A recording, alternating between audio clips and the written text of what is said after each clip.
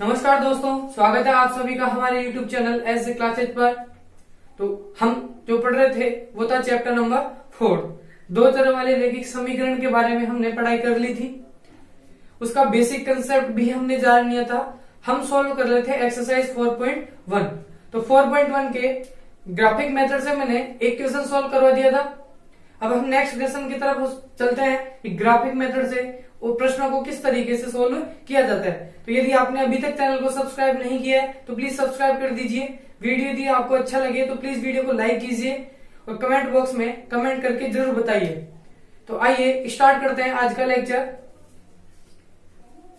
तो हम एक्सरसाइज 4.1 का जो सेकंड क्वेश्चन है उसका फर्स्ट पार्ट मैंने पिछले वाले वीडियो में सोल्व कर दिया था। उसका लिंक भी आपको नीचे डिस्क्रिप्शन में दे रखा है। यदि वो क्वेश्चन आपको पढ़ना है तो वहां से देख लीजिए। आज हम पढ़ते हैं एक्सरसाइज 4.1 का जो सेकंड क्वेश्चन है उसका सेकंड वाला पार्ट। यहां आपको दो लीनियर इक्वेशन दे रखी है, दो वेरिएबल्स में 2x minus Y equals to 4, x plus Y equals to -1। इन दोनों को आपको ग्राफिक मेथड से सोल्व करना है और इसके हलों की जो है प्रकृति भी आपको बतानी है। तो पहले इसको ग्राफिक मेथड से सोल्व करो कि यहां से जो आपको दो लाइन प्राप्त होगी वो किस तरीके की प्राप्त होगी। वैसे तो आप इसको शुरू में चेक भी करके बता सकते हो कि आपकी जो लाइनें होगी वो कैसी प्राप्त होती है। तो मैं पहले समीकरण 1 की लाइन यदि बनाऊंगी, या समीकरण 1 की लाइन मुझे ड्रॉ करनी है तो पहले मुझे टेबल बनानी होती है। तो दोनों लाइनों के लिए पहले आप टेबल तैयार करोगे, उसके बाद ही हम उसका ग्राफ ड्रॉ करते हैं। तो पहले समीकरण 1 के लिए टेबल तैयार करते हैं। तो 2x minus Y equal to 4 ये इक्वेशन नंबर फर्स्ट दे रखी है। यहां से हम किसी एक वेरिएबल को एक तरफ रख के या दूसरी तरफ किसी भी एक चर का मान हम अपने मन से प्रतिस्थापित करेंगे और दूसरे वाले चर का मान वहां से हम ज्ञात करेंगे। तो यहां से देखिए 2x minus Y equal to 4 दे रखा है। अब यहां से मैं यदि एक चर का मान ज्ञात करूं, मैं पहले यदि y का मान यदि यहां से निकालूं तो माइनस वाई यदि बराबर के उधर जाएगा तो प्लस वाई बन जाता है, और 4 यदि इधर आता है तो माइनस का 4 बन जाता है। यहां से y का मान निकालना थोड़ा आसान था इसलिए मैंने y का मान निकाल दिया। यदि यहां से x का मान भी निकालते तो y उधर चला जाता और 2 का इधर भाग लग जाता। तो जब सरल तरीके से आपको समीकरण दे रखी है तो हम उसको जबरदस्ती कठिन क्यों बनाए। तो यदि आप यहां से x की वैल्यू निकालते हो तो y की वैल्यू x की वैल्यू निकालने के लिए आपको जो y के साथ जो वैल्यूज आ रही है उनमें 2 का भाग देना पड़ेगा। तो वो थोड़ा सा कैलकुलेशन ज्यादा हो जाता है, आंसर वहीं से भी आ सकता है और यहां से भी आ जाएगा। तो यहां से मैं यदि y का मान निकालूं तो यह आता है 2x माइनस का 4। अब यहां मैं मेरे मन से x की वैल्यू प्रतिस्थापित करता हूं और y का मान यहां से हम प्राप्त करते हैं। तो मैं सबसे पहले x की वैल्यू जो आप पॉजिटिव भी ले सकते हो, नेगेटिव भी ले सकते हो। तो छोटे छोटे मान में x के लेने स्टार्ट करता हूं। तो मैं x की वैल्यू यदि प्लस में वन लूं तो x की जगह यदि हम वन रखते हो तो 2 1 जा 2 माइनस के 4, 2 माइनस 4 दोनों मिलके बन गए माइनस का 2। तो x इक्वल टू 1 रखने पर y निकल के आ गया माइनस के 2। इसी तरीके से यदि x इक्वल टू यहाँ 2 रखता हूं तो 2 2 जा 4, 4 माइनस 4 इक्वल टू 0। तो y की वैल्यू निकल के आती है यहाँ पर 0। x इक्वल टू यदि यहाँ पर 3 पुट करता हूं तो 3 2 जा 6, 6 माइनस 4 ये बन जाता है 2। तो x की 3 मान में यहाँ पर निकाल दिए तो y के भी वहां से 3 मान आपको प्राप्त हो चुके हैं। तो x और y दोनों मिलकर एक बिंदु बना देंगे। तो इसका मतलब यहाँ आपने 3 बिंदु प्राप्त कर लिए। चाहो तो आप 2 भी कर सकते हो क्योंकि 2 से भी हमारी लाइन का निर्माण हो जाता है। तो मैं 3 बिंदु निकाल देता हूं, जितने मान निकालोगे अपनी लाइन उतनी ही अच्छी आती रहेगी। 1 लेते हैं तो -2। तो इसके लिए यदि अपन टेबल तैयार करें तो x इक्वल टू 1 लेने पर y निकल के आ गया -2, 2 और 0, ये 2 और 0 लिख दिया। x 3 लिया तो y आ गया 2। तो ये तीनों मिलके एक टेबल तैयार यहाँ से हो चुकी है। अब नेक्स्ट जो लाइन दे रखी है वो दे रखी है x plus Y equal to minus के 1। यहां से यदि मैं y की वैल्यू निकालूं तो x को आपको इधर भेजना होगा। तो x बन जाएगा -1, x इधर आएगा तो माइनस में x। यहां पर हम यदि x की वैल्यू पुट करते चलेंगे तो y का मान यहां से आपको प्राप्त होता जाएगा। तो x यदि यहां पर 1 लेता हूं मैं तो x इक्वल टू 1 लेने पर y आता है यहां से -1 और -1 मतलब -2। x इक्वल यहाँ 2 लेते हैं तो -1 -2 दोनों मिलके बन गए माइनस के 3। x इक्वल यदि 3 लेते हैं तो y इक्वल टू यहाँ से मिल गया -1 -3 इक्वल आ गया माइनस में 4। अब इसके लिए यदि हम टेबल तैयार करेंगे तो 1 और -2, 2 और माइनस का 3 और 3 और यहां से आ रहा -4। तो यहां से दोनों लाइनों की आपके पास टेबल तो तैयार हो चुकी है। अब हम इसका ड्रॉ करते हैं ग्राफ। तो देखिए यहां पर दो लाइन मैंने दी इंटरसेक्ट उनको करा दी, मतलब हमने चतुर्थांश का निर्माण तो यहां पर कर दिया। ये जो अक्ष होता है वो तो एक्स अक्ष होता है, ये वाला वाई अक्ष होता है, ये हमारा मूल बिंदु बन चुका है। अब यहाँ पर मुझे संख्याएं किस तरीके से लेनी है, ये जो आपका पैमाना आपने माना है वो किस तरीके से आपको मानना है, तो उसके लिए मुझे हमारी टेबल देखनी पड़ती है। टेबल में देखिए x का जो मान है वो मैक्सिमम 3 आ रहा है। तो यदि हम 1 सेंटीमीटर बराबर एक खाना भी लेते हैं, या 1 सेंटीमीटर बराबर 1 इकाई यदि लेंगे तो भी हम आसानी से 3 खानों तक पहुंच सकते हैं। y की वैल्यू भी यहाँ मैक्सिमम -4 आ रही है, या केवल संख्याओं की बात करें तो 4 आ रही है, तो 4 खानों तक हम y में भी पहुंच सकते हैं। तो मैं यदि एक एक का डिफरेंस भी यहाँ लूंगा तो हम आसानी से यहाँ पर टेबल तैयार कर सकते हैं। तो ये बन गया 1 2 3 4 5, इधर आते हैं माइनस के नंबर।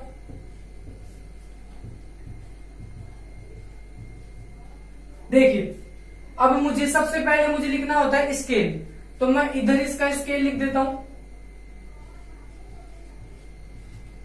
अब यदि एक्स अक्ष पर पैमाना लिखे तो एक्स अक्ष पर पैमाना होता है 1 सेंटीमीटर, या आप इसको बोल सकते हो एक बड़ा खाना, क्योंकि बड़े खाने के बराबर ही हम संख्याओं का अंतर जो है वो लेते हुए चलते हैं। तो हर एक संख्या के बीच में यहाँ पे एक एक का अंतर है, तो 1 सेंटीमीटर बराबर आप यहाँ लिखोगे 1 इकाई या 1 यूनिट आप बोल सकते हो।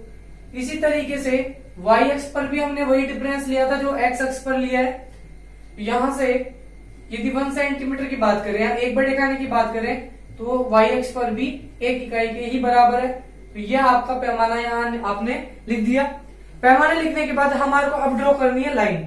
सबसे पहले ये पहली लाइन बना देता हूं जो 2x - y = 4 दे रखा है।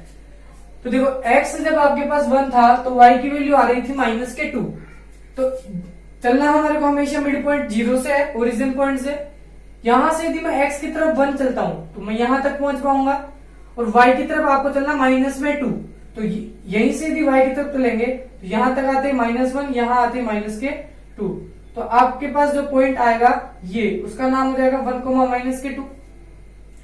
दूसरा 2, 0, तो x अक्ष पर तो चलना है 2 और y की तरफ 0 चलना है, मतलब नहीं चलना, तो ये पॉइंट आपके पास हो गया 2, 0। तीसरा है 3, 2, तो x की तरफ तो हमारे को चलना होता है 3 और y की तरफ हमारे को चलना है 2, तो ये पॉइंट यहां से आएगा लगभग। तो इस पॉइंट को हम नाम दे देंगे 3, 2। तो ये तीनों बिंदु पहली वाली लाइन के लिए आया है। तो इन तीनों बिंदुओं को यदि मैं आपस में मिला दूंगा तो हमारे पास लाइन आएगी 2x - y = 4। तो इन तीनों बिंदुओं को यदि मिला दें तो ये जो लाइन हमारे पास आई है इसका नाम हो जाएगा 2x - y = 4। इसी तरीके से दूसरी वाली लाइन भी हमारे को इस ग्राफ पर बनानी है। x = 1 और y आ रहा है -2, तो x की तरफ 1 जाना है, y की तरफ -2 जाना है। तो इसका मतलब यही आपके पास वो पॉइंट हो गया जो दूसरी लाइन में भी वैरी करेगा। x = 2 और y = -3। x की तरफ तो 2 जाना है और y की तरफ आना है -3, तो आपके पास पॉइंट जो होगा वो यहाँ आएगा 2, -3। तीसरा आ रहा है x = 3 और y = आ रहा है -4। तो x की तरफ 3 तो ये रहा और y की तरफ -4 मतलब नीचे की तरफ, तो ये -4 आप लगभग यहां पर पहुंच जाओगे। तो ये पॉइंट हो गया 3, -4। अब ये तीनों पॉइंट जो है वो दूसरी वाली लाइन के लिए निकल के आ गए। तो इन तीनों को मिलाने से हमारी जो लाइन बनेगी वो दूसरी बन जाएगी।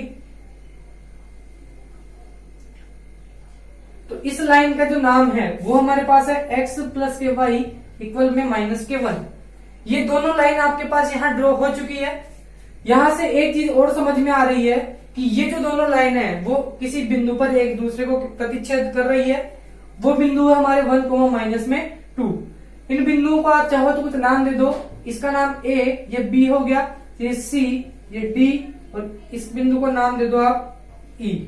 तो 5 बिंदु ये हमारे मिल चुके हैं, क्योंकि ये जो पॉइंट था ये दोनों लाइन के लिए उभयनिष्ठ आ रहा था।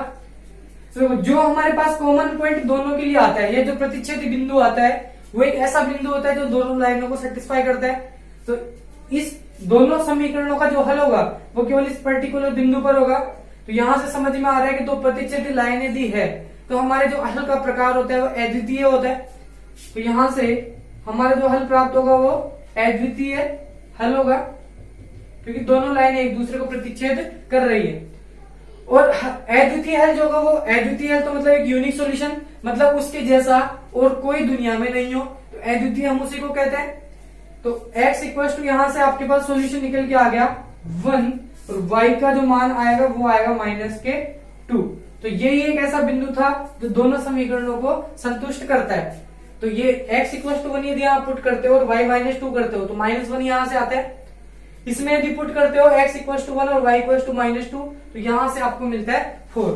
तो यही इसका एक हल हमारे को प्राप्त हो चुका है। तो देखिए सेकंड क्वेश्चन का थर्ड पार्ट, यहाँ आपको एक लाइन दे रखी है x plus Y equal to 5, दूसरी दे रखी है 2x plus 2y equal to 10। इन दोनों के लिए मैं सबसे पहले टेबल तैयार करता हूं। तो समीकरण एक को यदि सोल्व करें तो यहां से यदि मैं x की वैल्यू निकालूं तो y को उधर भेजना पड़ेगा, तो y आ जाएगा, x आ जाएगा 5 माइनस के y। यहां पर हम अब y की वैल्यू अपने मन से पुट करेंगे और x की वैल्यू यहां से हमारे को प्राप्त हो जाएगी। तो मैं यदि y इक्वल टू यहां पर 1 लेता हूं तो तब x की जो वैल्यू आ जाएगी 5 माइनस 8 आ जाएगी 4। y इक्वल में यहां पर यदि y इक्वल टू यदि यहां पर 2 ले तो x आपके पास निकल के आ गया 5 माइनस के 2 इक्वल टू आ गया 3। y इक्वल टू यदि 3 ले तो x आपके पास निकल के आ गया 5 माइनस के 3 इक्वल में 2। तो ये तीनों बिंदु आपको यहां से प्राप्त हो चुके हैं। तो x जब आपने 1 लिया, सॉरी y जब आपने 1 लिया तो x आपके पास निकल के आ गया 4, y यदि 2 लिया तो x निकल के आ गया 3 और y इक्वल टू यदि 3 लिया तो x निकल के आ गया 2। तो ये तीनों बिंदु आपको यहां से प्राप्त हो चुके हैं। अब इसी तरीके से आप दूसरी वाली लाइन के लिए भी पॉइंट निकाल सकते हो। तो इसी प्रकार से मैं यदि समीकरण 2 की बात करूं तो समीकरण 2 से या तो x की वैल्यू निकाल लो या y की वैल्यू निकाल लो।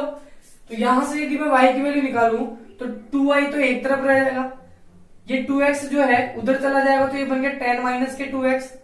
y यदि यहां से निकालना है तो 10 माइनस में 2x और एक बट्टे में आपके पास आ गया 2। देखिए यहां पर अब हम अपने मन से x की वैल्यू प्रतिस्थापित करेंगे और y के मान यहां से हमारे को प्राप्त होंगे। तो मैं यदि इस समीकरण में, या आप इसको नाम दे सकते हो, ये समीकरण 3, ये बन गया समीकरण 4। तो समीकरण 4 से यदि मैं इसको सोल्व करूं तो मैं मेरे मन से लेऊंगा x के मान। तो x मान लो मैंने 1 ले लिया, तो x 1 लेने से अब देखिए नीचे आपको ऊपर जो संख्या है उसमें हमेशा 2 से भाग जाना चाहिए। तो ऊपर संख्या यदि सम संख्या होगी तो 2 का उसमें पूरा पूरा भाग यहां से चला जाएगा। विषम संख्या होगी तो भाग हमारे पॉइंट में भी जा सकता है। तो आप सम संख्या ले लिया करो ऊपर, तो ऊपर x के कुछ इस तरीके से मान लेना है जो 2 से गुणा होंगे और 10 में से यदि सब्ट्रैक्ट होंगे तो हमेशा एक सम संख्या यदि मिलती है तो उसमें 2 से पूरा पूरा भाग चला जाएगा। तो मैं x यदि वहां से 1 ले तो y का मान आ जाएगा 10 माइनस के 2, x की जगह आ गया 1 अपॉन में 2, तो ये आ गया 10, 2 माइनस 2 अपॉन में 2, यहां ऊपर बन जाएगा 8, 8 अपॉन 2 यहां से बन गया 4। तो यदि आपने x की वैल्यू 1 ली दूसरी टेबल के लिए तो y आपके पास निकल के आ गया 4। आप इनका नाम भी लिख सकते हो। ये वाली टेबल जो है x plus Y equal to 5 के लिए है और ये जो टेबल है ये 2x प्लस के 2y इक्वल टू 10 के लिए है। तो x इक्वल टू 1 पर y निकल के आ गया 4। अब यदि x इक्वल में यदि 2 लो तो x इक्वल टू 2 तो y आ गया 10 माइनस के 2 इंटू 2 अपॉन में 4। ये बन जाता है 2 2 जा 4, तो 10 माइनस 4 अपॉन में नीचे आपके पास चल रहा है 2। तो ये y की वैल्यू यहां से आएगी 10 माइनस 4 6 अपॉन 2 इक्वल टू 3। तो x जब आपने 2 लिया तो y निकल के आ गया 3। इसी तरीके से यदि x इक्वल में 3 लेता हूं तो y आपके पास आ गया 10 माइनस 2 इंटू 3 अपॉन में 2, तो 10 माइनस के 6 अपॉन 2 मतलब 4 अपॉन 2 इक्वल टू 2। तो x जब आपने 3 लिया तो y निकल के आ गया यहां से 2। तो इस तरीके से आपको यहां पर मान प्राप्त हो चुके हैं। अब दोनों टेबल यहां से आप प्रिपेयर कर दिए। अब हमारे को इसका ग्राफ ड्रॉ करना है। तो देखिए इसका ग्राफ किस तरीके से बनाना है।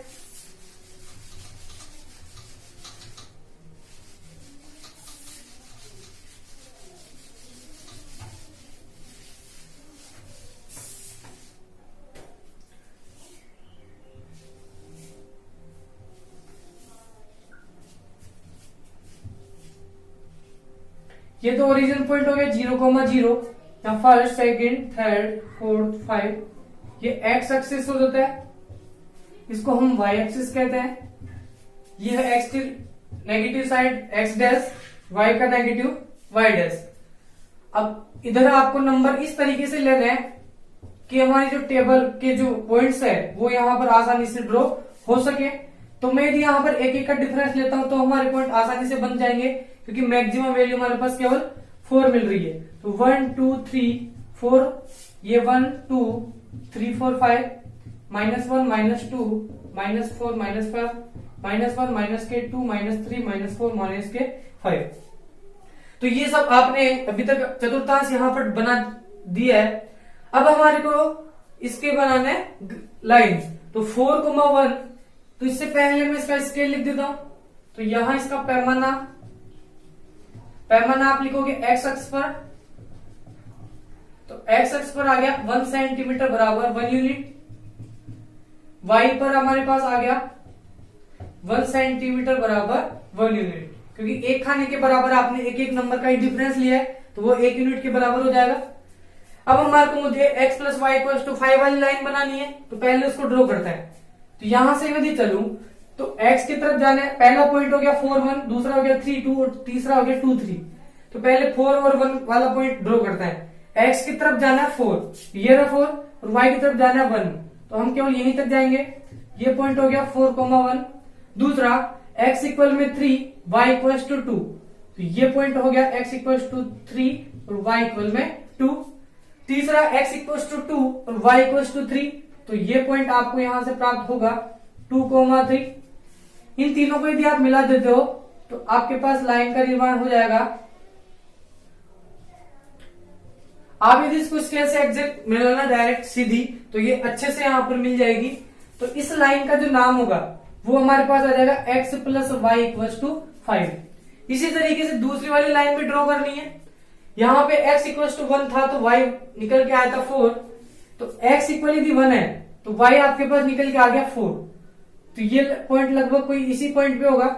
ये हो गया 1,4। x इक्वल यदि 2 था तो y 3, x यदि 2 है तो y यहां से निकल के आ गया 3। तो यही पॉइंट हो गया। x इक्वल यदि 3 है तो यहां से x 3 और y कितना है 2, तो y की तरफ 2, यही पॉइंट हो गया। तो ये दोनों जो पॉइंट थे वो तो दोनों में कॉमन आ रहे हैं, केवल 1 4 यहां से अलग था।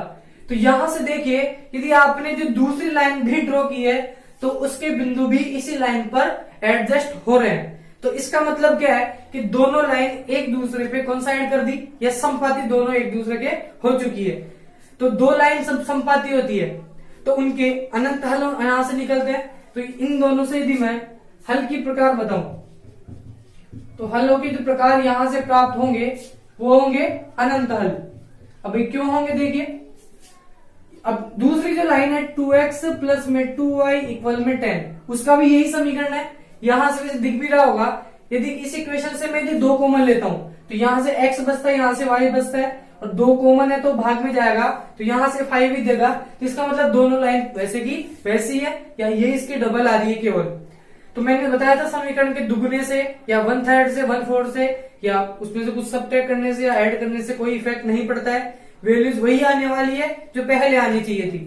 तो देखो दोनों लाइन की जो ग्राफ था वो एक जैसा बन रहा है यहाँ पर। तो इसका मतलब जो लाइन होती है उस लाइन पर तो इन्फिनिटिव पॉइंट्स होते हैं, तो वो सभी पॉइंट्स हर एक लाइन का सॉल्यूशन यहां से हमारे को देते हैं। तो देखो ये 2,3 ये भी इसको सेटिस्फाई करेगा, ये भी इसको सेटिस्फाई करेगा। तो कोई एक पर्टिकुलर पॉइंट यहां से नहीं आएगा जो दोनों के लिए हो। तो यहाँ पे हर एक पॉइंट पे दोनों लाइन का सॉल्यूशन निकलेगा। तो इसलिए यहाँ पर कितने हल हमारे को प्राप्त होंगे? अनंत हल। अब यहाँ पर इसका लास्ट आंसर कुछ भी नहीं आएगा, केवल इसको आप अनंत हल लिख के ही छोड़ना पड़ेगा, क्योंकि हर एक पॉइंट ही इसका अलग अलग सॉल्यूशन देगा। हमने सारे पॉइंट तो यहाँ पर ड्रॉ किए नहीं, केवल 4 पॉइंट ही बताए।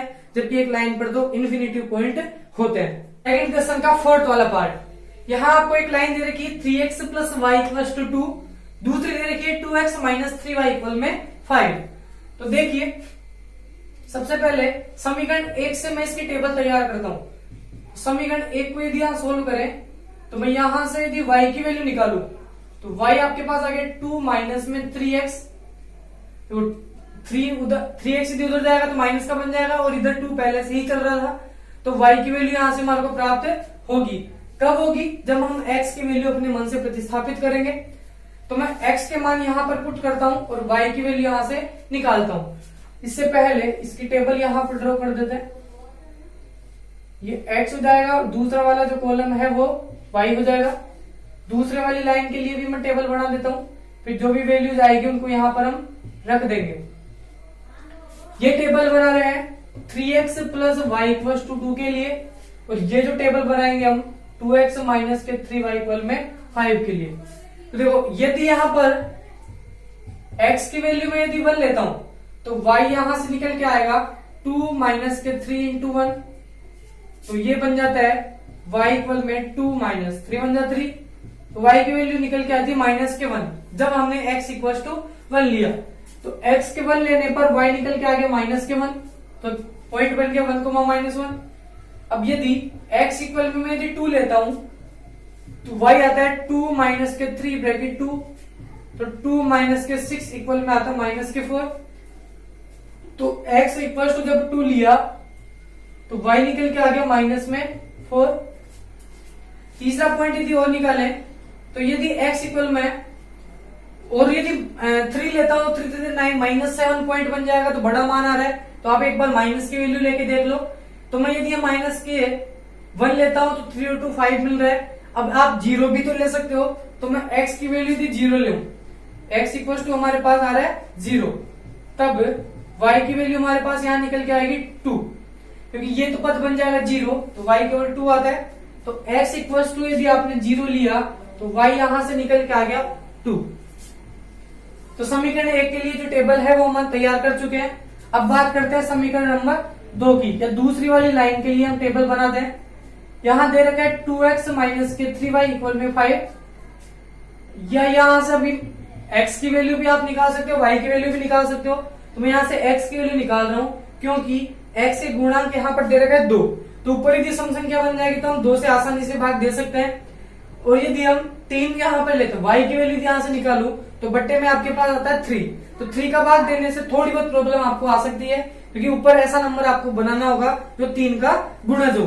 तो मैं यदि यहां से x की वैल्यू निकालू तो y उधर चला जाएगा 5 प्लस के 3y, तो x यदि यहां से हम प्राप्त करें तो 5 प्लस के 3y अपॉन में 2, यह आ गया समीकरण नंबर 4। यहां पर अब हमारे को y की वैल्यू अपने मन से प्रतिस्थापित इस प्रकार से करनी है कि x का कोई कंप्लीट नंबर मिल जाए। तो मैं यदि y की वैल्यू यहां पर 0 लेता हूं तो ये 5/2 आएगा, मतलब 2.5 पॉइंट्स में वैल्यू आती है। तो आप पॉइंट वाली वैल्यू को मत लो, क्योंकि पॉइंट में ग्राफ बनाना थोड़ा सा टफ बन सकता है, क्योंकि आप अब 2 से भाग देने पर तो पॉइंट के ज्यादा मान नहीं आएंगे। दशमलव के बाद आप 1 नंबर तक उसका दशमलव के बाद केवल आपको एक ही नंबर वहां से हमारे को प्राप्त होगा, तो 1 नंबर या तो 0.5 भी होगा, तो आधा तो हम किसी भी नंबर का वहां से कर सकते हैं। तो यदि मैं y इक्वल टू यहां से माइनस के 1 लेता हूं तो तब x की वैल्यू देखो कितनी आती है, 5 प्लस 3 ब्रैकेट माइनस के 1 अपॉन में 2, 5 माइनस के 3 अपॉन में 2, ऊपर बनता है 2 अपॉन में 2, ये बन जाएगा 1। तो देखो y जब मैंने माइनस का 1 लिया तो x आपके पास निकल के आ गया प्लस के 1। इसी तरीके से यदि y की वैल्यू 2 लेते हैं तो 2 3 जा 6 और 5 दोनों 11 बनेंगे। 3 लेते हैं तो y की वैल्यू एक बार यदि 3 ले, या माइनस का 3 भी आप यहां से ले सकते हो, या माइनस का 2 भी यहां से ले सकते हो। तो मैं y की वैल्यू ले रहा हूं 3, तो तब x आपके पास निकल के आ गया 5 प्लस 3 ब्रैकेट 3 अपॉन में 2, 3 3 9 और 5 दोनों मिलके बन जाता है 14 अपॉन में 2। यहां से इसकी वैल्यू निकल के आती है 7। जब y आपने 3 लिया तो x निकल के आ गया आपके पास 7।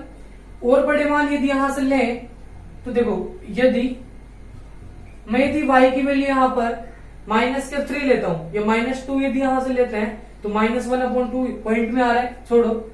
-3 ले तो -7, तो देखो y इक्वल टू माइनस का 3 ले तो तब x इक्वल टू आता है 5 + 3 ब्रैकेट -3/2। तो आप थोड़ी बहुत वैल्यू प्लस के लिए लिया करो, यदि प्लस से वैल्यू बहुत बड़ी बड़ी आ रही है तो आप माइनस की तरफ भी वहां से बढ़ सकते हो। तो 3 3 जगह बन जाता है -9/2, ये बन जाएगा -4/2, तो यहां से आ रहा है -2। तो यदि y आपने -3 ली है तो x आपके पास निकल के आ गया -2। तो दोनों समीकरणों के लिए यहाँ पर ग्राफ टेबल तैयार हो चुकी है। अब हम इसके लिए तैयार करेंगे ग्राफ।